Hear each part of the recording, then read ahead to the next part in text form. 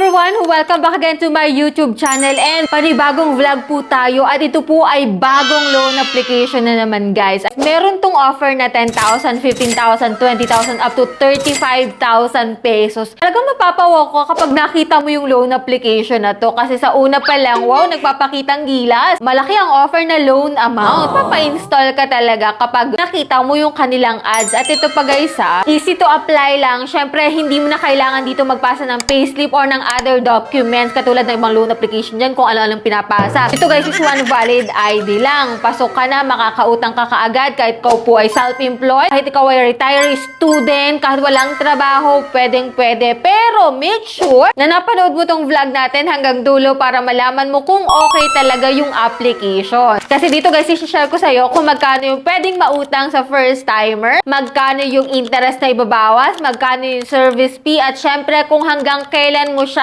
dapat bayaran. So, ito talaga yung mga ilang katanungan na dapat mong alamin muna bago ka mag-try sa mga bagong loan application o kahit yung mga datihang loan app na. So, dapat may idea ka sa uutangan mo. Pero, syempre, itong bagong pag-uusapan natin na ang pangalan nga po is ImageNet, Cash Loan App and Cash App na under po ng ImageNet Philippines na as of now, meron po siyang 697 ratings at 4.8 stars. So, later natin alamin guys kung anong meron dito at kung worth it ba na paglaanan nyo siya sa pag-utang dito guys. At this time, kung hindi ka pa po nakasubscribe sa aking YouTube channel at gusto mo na mga gantong video about utangan, ako i-click mo na po yung subscribe button, turn on the notification bell, and be updated lagi sa aking mga latest upload kasi every video na ina-upload ko guys, kumukuha po ako ng dalawang lucky winners. And for today's video, may dalawa po akong maswerte na nag-comment lang dyan sa video ko na napili ko para sa aking pa-daily Gcash giveaway. So sila po yung dalawang maswerte. So congratulations po sa inyong dalawa. I-claim nyo na po yung prize nyo sa aking Gmail account. And for those na gustong sumali sa aking pag-giveaway, don't forget to like this video, mag-iwan ng comment dyan sa comment section at please share para may entry na rin kayo sa aking pa-monthly cellphone giveaway. Malapit na naman guys yung last Monday of the month kaya stay connected, stay active lang. So sa mga naghahanap dyan na mautangan online, ito na yung time nyo kasi may bagong loan app na lumabas na naman na may offer na 10,000, 15, 20,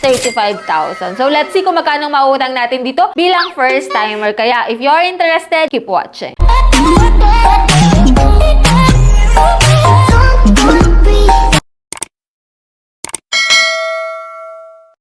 Before tayo mag-start, syempre linawin ko lang guys na hindi po tayo agent at hindi rin po sponsor tong video natin. So dito guys, ako mismo yung nag-try nito para maipakita ko sa inyo kung legit at kung okay yung application. At ito nga po si ImageNet is available lamang po sa App Store as of now. So hindi pa po siya mada-download sa Google Play Store. So ito nga kung mga ads niya, no, safe and convenient and fast, easy to apply, multiple quotas available like 40,000 na nakalagay dito guys. And yan, rapidly rising loan amount. So, let's see guys kung ano meron dito kay ImageNet. And ito nga guys, in-applyan ko po siya. And ito kapag wala ka pang account dito, syempre, click mo tong go now. Apply now tayo. And maglalagin ka dito using your active mobile number, get OTP, and then click sign in. And after nun guys, ito, mag-fill up ka na po dito ng personal information mo. Madali lang to guys. Click mo yung continue. Sa financial status, all about lang po ito kung anong trabaho mo guys. Pwede dito ang staff, entrepreneur, self-employed, student, retiree, unemployed. So, pwedeng-pwede po dito, no? So, nilagay ko dito ay unemployed. Click natin yung continue. Emergency contact, 3 number lang po yung hihingi nila. But, make sure na aware yung ilalagay mo para hindi na sila magulat na sila ite-text or tatawagan ni ImageNet. Click natin yung continue, guys. Sa ID information, halos lahat naman nandito yung ID, no? Then, after nun, may face identification. And, mapupunta ka na dito, guys, sa mga product loans nila. May ImageNet Cash, 700 to 30,000 pesos. And, may 0.80% daw sila na interest. May Peso Switch, Cash Flash, Peso Ready, Loan Cruise. So, marami guys. So, SEC register daw po itong si ImageNet. Let's see. Pero, it doesn't mean na legit na siya at okay ng utangan kapag naka-register sa SEC ha. Kasi commonly, maraming naka-register sa SEC na nanghaharas at grabe ang interest. So, click natin yung apply para makita natin itong si ImageNet. At ito nga guys, may 10,000 pesos po kagad siya na offer. Which is, eto na naman tayo guys sa pa 10,000, no? So, loan period is 120 days daw. Amount to receive is 9,992 pesos. Ito na naman guys. Interest is 320. Service fee is 8 pesos. So, nag-date of application ko po is February 28 pa. So, ang due date ko po is June 28 daw, 2026.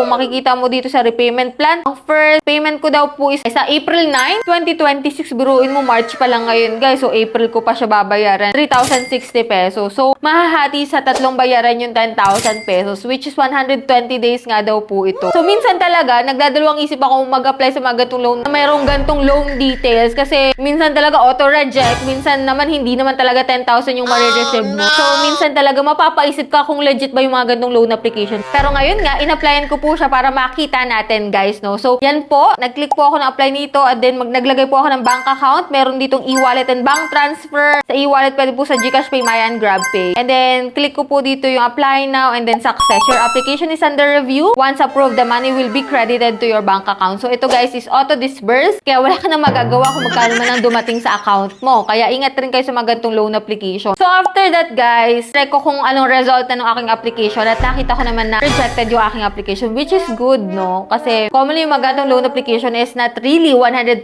days, is not really 10,000 yung papareceive sa'yo.